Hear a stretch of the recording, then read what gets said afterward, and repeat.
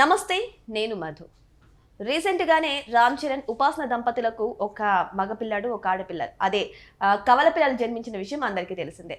అయితే కొన్ని వార్తల్లో మాత్రం ఆడపిల్ల పుట్టినప్పుడు లేని సంబరాలు ఇప్పుడెందుకు, అంటే మగపిల్లాడు పుడితే సంబరాలు చేసుకుంటారన్న రీతిలో నెగిటివ్గా కామెంట్స్ చేయడం మొదలుపెట్టారు.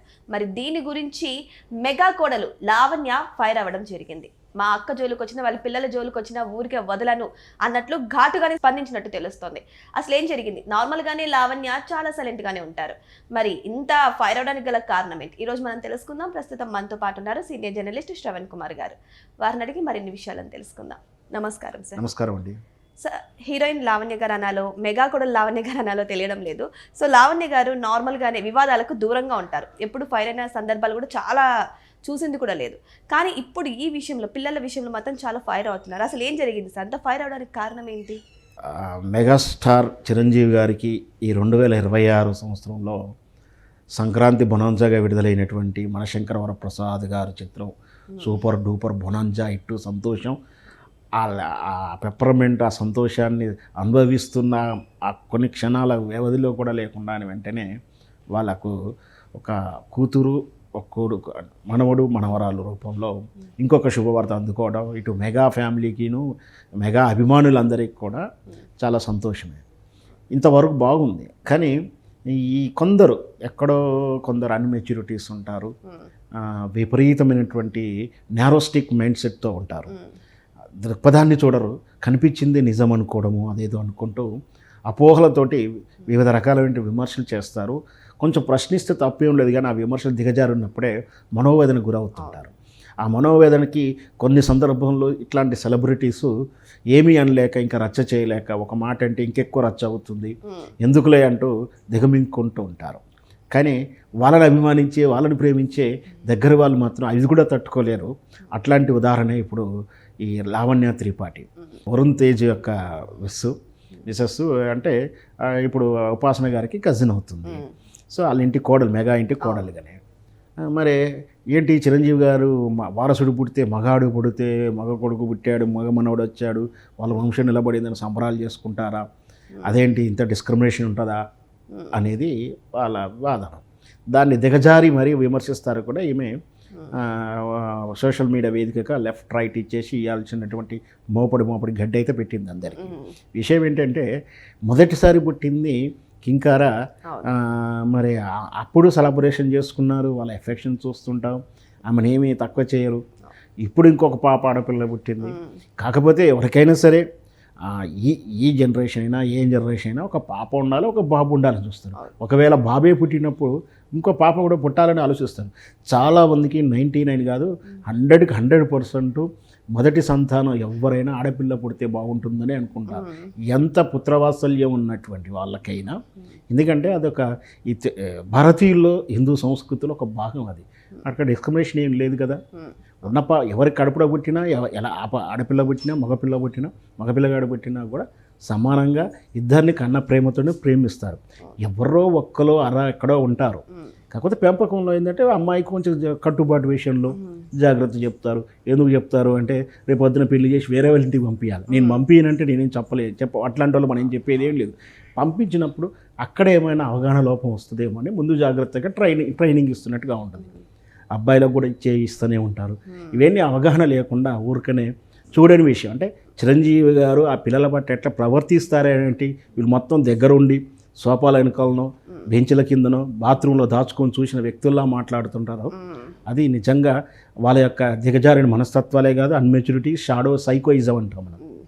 అట్లాంటి వారికి లావణ్య త్రిపాఠి గారు చాలా మంచి గడ్డి పెట్టని చెప్తున్నాను ఖచ్చితంగా. ఎందుకంటే ఎవరికైనా ఎవరి లెగసీల మీదనో వంశం మీదనో అభిమానం ఉంటుంది. అంత మాత్రాన కొడుకు పుడితే సంబరం చేసుకున్నారే అనుకుందాం, చేసుకుంటే తప్పేం లేదు కదా. మీరు కూడా ఇంటికి అలాంటి వాళ్ళే కదా.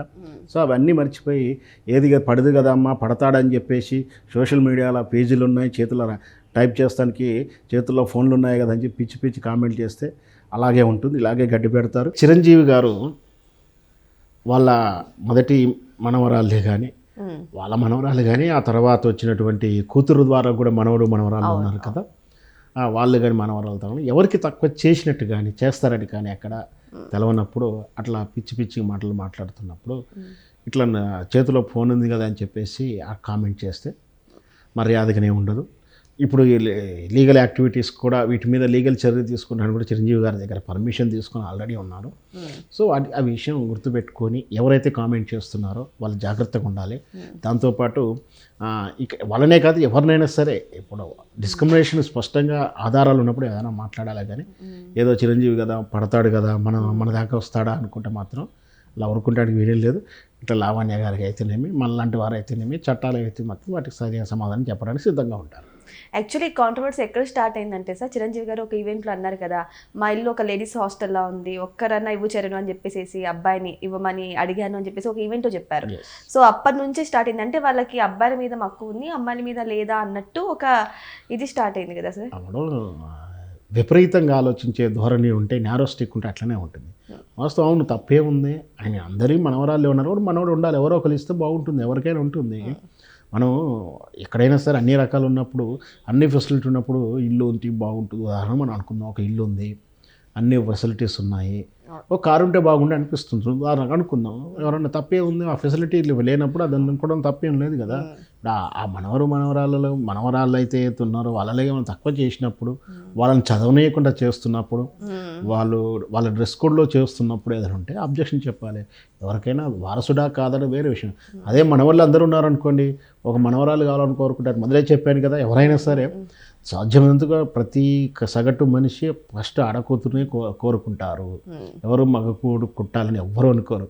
ఎవరో ఒకరు ఎవరంటే గతంలో అంతకుముందు తీరా వాళ్ళ తాతగారు వాళ్ళ నాన్నగారు ఇంకెవరైనా చనిపోయి ఉంటే వాళ్ళే పుట్టాలని కోరుకుంటారు. అట్లా ఏదన్నా ఉంటే ఒక రెండు అవకాశాలు ఉంటాయి, కానీ అట్లా దాన్ని విపరీత అర్థాలు తీసి దాంట్లో భూతద్దం పెట్టి వెతికి ఏదో తప్పులు వెతకడానికి రంధ్రాన్వేషణ చేయడము, వాళ్ళకున్న మేధస్సు పైత్యానంతా చిరంజీవి గారి మీద చూపిద్దామంటే కుదరదు. అది ఇట్లాంటి అందుకనే తాను ఇట్లా సహజంగా ఆ స్థాయి ఉన్న వాళ్ళు ఇవేం పట్టించుకోరు. కాబట్టి ఈరోజు లావణ్య గారు కామెంట్ చేయాల్సి వచ్చింది. కానీ ఇక్కడ చూస్తే వీళ్ళ బంధానికి, అంటే వాళ్ళిద్దరు తోడుకోడలు కదా సార్, వాళ్ళ బంధానికి ఇది ఒక మంచి ఉదాహరణ అని చెప్పచ్చు. బికాజ్ ఎందుకంటే ఉపాసన పిల్లలని అన్నారు, ఉపాసనని అన్నారు, నాకేంటని లైట్ తీసుకోవచ్చు లావణ్య గారు కూడా. సో ఇది కూడా వాళ్ళ యొక్క ఫ్యామిలీల మధ్య ఉన్న బంధాన్ని తెలియజేస్తుంది. ఖచ్చితంగా ఎవరో ఒకరు ఉండాల్సింది. ఇంకోటి ఏంటంటే ఇక్కడ లావణ్య త్రిపాఠి గారు ఒక సినిమా ఆర్టిస్ట్గా హీరోయిన్ కాబట్టి వాళ్ళకు ఒక ఈ ప్రెస్ కానీ ఇట్లాంటి రిలేషన్ విషయంలో ఎలా మేనేజ్ చేస్తాలి, దానివల్ల ఇంపాక్ట్ ఏముంటుంది, అండ్ మనం ఊరుకుంటే దాని అర్థాలు ఎలా మారుతాయని కొంచెం ఉన్నట్టుంది. ఆ నాలెడ్జ్ ఉంది కాబట్టి దాన్ని పోలీస్ స్టాప్ పెట్టాలని ధైర్యంగా ముందుకొచ్చి సిస్టర్కి సపోర్ట్ చేసిందని చెప్పొచ్చు.